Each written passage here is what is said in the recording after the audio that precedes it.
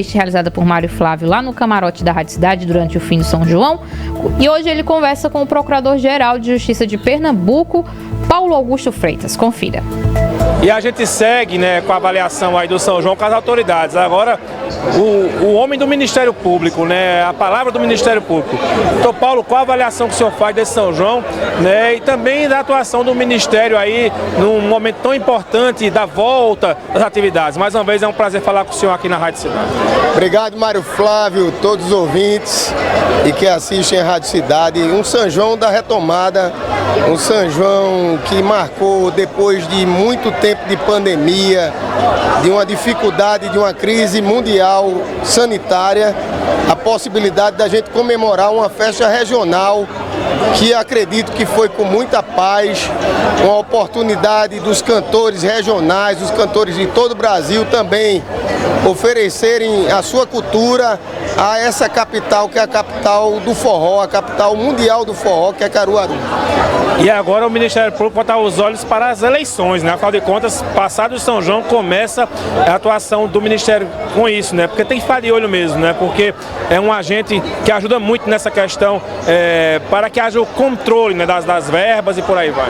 É verdade, o Ministério Público, através dos promotores e promotoras de justiça eleitorais, irão preservar a democracia, que é algo sagrado na Constituição desse país.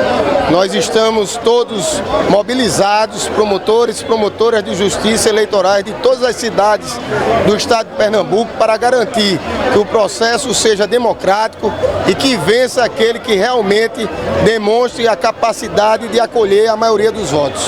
A gente teve lá na sua posse, no momento que o senhor tomou posse, o primeiro de Caruaru, do interior não sei, mas de Caruaru a chegar lá. Dá para fazer uma avaliação desses meses que o senhor está à frente aí do Ministério Público? É um desafio constante. O Ministério Público é uma instituição consolidada dentro da sociedade. Nós estamos priorizando dar estrutura a todos os membros e servidores para que possam oferecer um serviço cada vez de mais excelência para a sociedade.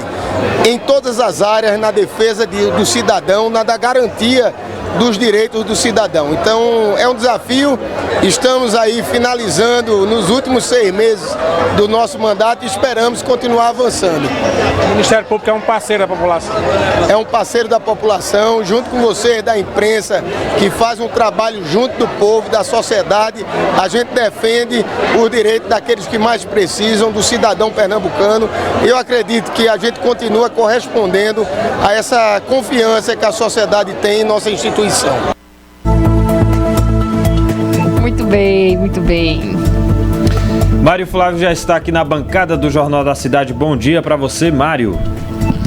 Bom dia, Rodrigo. Bom dia, Laís, nosso ouvinte, pra gente bater um papo aí. Primeiro, comentando essas entrevistas que eu fiz no camarote da Rádio Cidade, Todo mundo muito esperançoso de um futuro promissor aí com relação à questão da retomada das atividades, Principalmente porque o São João de Caruaru foi uma espécie de teste, digamos assim, para eventos vindouros, como o Festival de Inverno de Garanhuns, que está chegando aí na semana que vem, a FENEARTE, que acontece desde ontem lá no Recife, movimenta milhões aí da questão do artesanato, e por aí vai. Todo mundo muito esperançoso, todo mundo muito feliz com a realização do São João. Pois é, verdade. Foi o evento teste que todo mundo tanto falou durante a pandemia, acabou que foi o São João. Eu li grande público, Eu li algumas matérias. São João de Caruaru tinha uma relação direta com o aumento de casos de Covid. Eu não sei se cientificamente tem como até a secretaria emitiu uma nota disso, dizendo essa história, que isso já vinha antes do período não sei de São se João. não tem como a gente afirmar, sem ter dados científicos, que há uma relação de uma coisa com a outra. E como está todo mundo vacinado, e com as doses de reforço, eu acho que o caminho eu, pelo menos, todas as pessoas que eu conheço, inclusive aqui da rádio, que tiveram a Covid aí no São João, elas, como tinham sido vacinadas, tiveram sintomas leves, Claro que a aglomeração onde tem gente, a tendência é que o vírus circule com maior facilidade. E aí não tem outro caminho não, é a gente conviver com isso e pronto. Ninguém aguenta mais ficar em casa, nem sem trabalhar não. Ou pelo menos trabalhar do jeito que a gente gosta, que é presencial. Porque o trabalho remoto é uma coisa ainda é uma realidade ainda que é meio difícil de se entender em algumas ocasiões. E para poucos, né? Não é todo mundo que vai conseguir, né, entrar nessa modalidade de trabalho. Para poucos. Tem profissão que não tem como você fazer de forma remota. Algumas têm, né, mas outras não tem como fazer.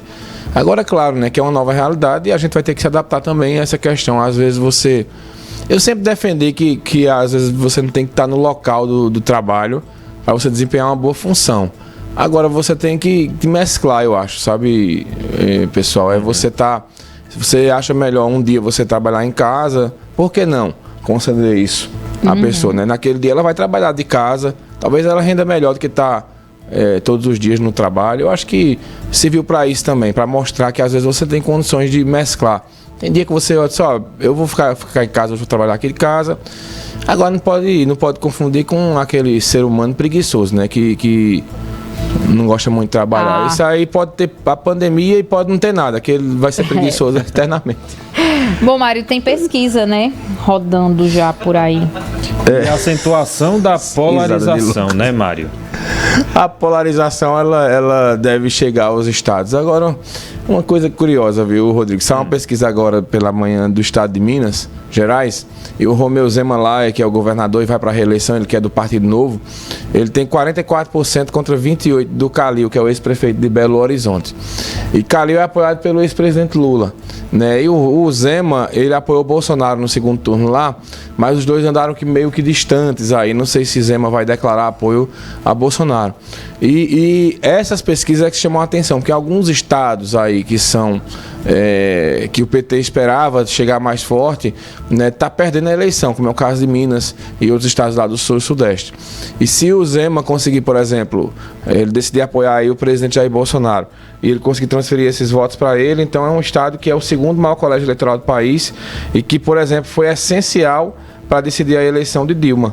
A reeleição de Dilma em 2014, Minas teve um papel essencial pela quantidade de votos. Então, é um estado importantíssimo aí no cenário, assim como na Bahia. A Bahia também, o candidato do ex-presidente Lula não está bem lá, porque a ACM Neto, que é líder das pesquisas, tem mais de 50%, deve ganhar a eleição no primeiro turno. Mas é do União Brasil, né, que tem candidatura à presidência lá, que é o Luciano Bivar. Então as pesquisas elas estão mostrando, e essa é a grande expectativa, Laís e Rodrigo, e os nossos ouvintes, dos candidatos aqui. Na pesquisa do IPESP, que foi divulgada essa semana, uma das perguntas era: se o seu candidato for Lula ou Bolsonaro, você vota em fulano de tal? E aí, tanto Marília Reis quanto Danilo Cabral empatavam em 20 e poucos por cento, e o candidato Anderson Ferreira do Bolsonaro, ele ia quase 15% dos votos. Então dá uma subida dos três aí, e eu acredito que isso vai acontecer quando a população entender, né, que os candidatos de Bolsonaro é o Anderson Ferreira e de Lula é o Danilo Cabral. Acho que eu venho dizendo isso desde o começo. Os dois vão crescer e quando a campanha começar para valer, né? Porque ainda não começou ainda do jeito que vai ser. Ainda está o pessoal meio sem saber quem são os candidatos. Por exemplo, a eleição para o Senado aqui em Pernambuco. O líder é Mendonça Filho. Mendonça Filho já disse que não é candidato a senador. Então a população não entende ainda quem são os nomes. Aí depois vem Armando Monteiro. Raquel Lira ainda não anunciou Armando Monteiro como candidato ao Senado dela. Deve ser ele mesmo por falta de nomes, eu acredito. Porque não na minha opinião, não é um candidato que agrega muito, porque perdeu 2 eleições para governador. Mas pela falta de nomes, ele coloca ela. Tereza Leitão vai crescer, porque é a candidata apoiada por Lula. André de Paula vai crescer, porque ele também vai com essa história aí de Lula, e tem um voto um pouco mais conservador. E Gilson Machado Neto vai crescer também, porque Bolsonaro vai colar a imagem dele. Gilson Machado Neto é muito mais bolsonarista do que Anderson Ferreira, por exemplo. Inclusive era ministro do Turismo. Então é uma situação que mostra que a gente vai ter aí muito essa polarização. Ela deve chegar, e todos os pré-candidatos que eu converso, que vêm aqui, ou que a gente encontra nos eventos por aí, eles estão nessa expectativa, que a polarização entre Lula e Bolsonaro, ela também chegue aos estados, e com isso, as pré-candidaturas aí que estão no palanque de Lula e Bolsonaro, elas devem crescer aí. E não sei se é o suficiente para ir para o segundo turno, para ganhar uma eleição, mas que vão crescer, elas vão. Perfeito, Mário. Tem mais política no manhã? No manhã tem, né? A gente vai analisar os cenários aí que vem sempre acontecendo, as mudanças, as tendências. Hoje devem sair pesquisas em São Paulo, no Rio e também pesquisas nacionais. E a gente traz aí de 10 horas para o pessoal que gosta aí de acompanhar as notícias políticas. 11 horas temos estado em entrevista com o professor Marco Aurélio. E a gente vai aí conversando e em breve novidades também da cobertura política aqui na Rádio Cidade. Boa. Começando para valer no mês de agosto, né, que é o prazo final aí para as convenções partidárias. Perfeito, Mário. Obrigado. Bom fim de semana e a gente se encontra segunda agora. Vamos lá. Bom, e agora é hora da gente falar de futebol. Primeiro destaque hoje aqui, desfalcado. O Náutico enfrenta hoje o Grêmio